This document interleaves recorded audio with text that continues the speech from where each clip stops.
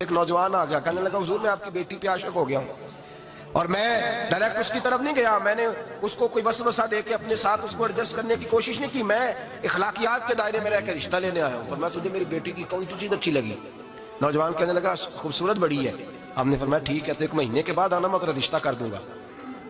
حضرت نے اس کو دوائی کھلائی، بچی کو دست آنے لگے، پخانے لگ گئے۔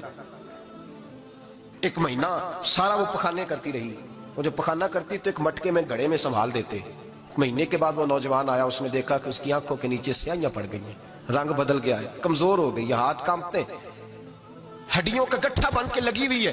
فرمایا آجا میں تیار ہوں۔ پردہ ہٹایا کہ میری بیٹی ہے شادی کرنے لگا، میں نے تو نہیں اس سے شادی کرنی۔ تو کہتا تھا عشق ہو گیا ہے، پیار ہو گیا ہے۔ تو اس نے کہا صاحب میں تو اس کی خوبصورتی سے پیار کرتا تھا۔ تو آپ نے فرمایا اگر شادی کے بعد میری بیٹی بیمار ہو جاتی، اگر نکاح کے بعد اس کے حالات بگڑ جاتے تو کیا کرتا؟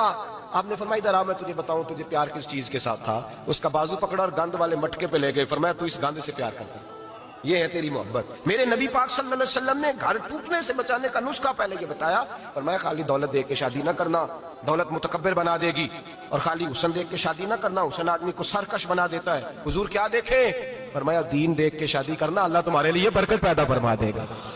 دین دیکھ کے نکاح کرو، دین دیکھ کے نکاح کرو۔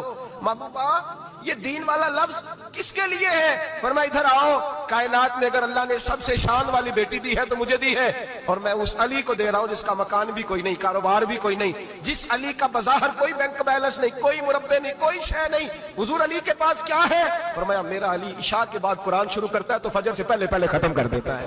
میرا علی صبح کی نماز کے وقت تلاوت شروع کرتا ہے تو ظہر سے پہلے قرآن مجید پڑھ دیتا ہے۔ فرمایا رزق کھاتا ہے، تھوڑا کھاتا ہے پر حلال کا کھاتا ہے۔ فرمایا پاکیزہ روٹی کھاتا ہے، اور جب میدان میں نکلتا ہے تو برادری کے لیے نہیں نکلتا، جب تلوار لے کے نکلتا ہے تو یہ مکے کے لیے نہیں لڑتا، یہ تلوار لے کے نکلتا ہے تو قومیت کے لیے نہیں لڑتا۔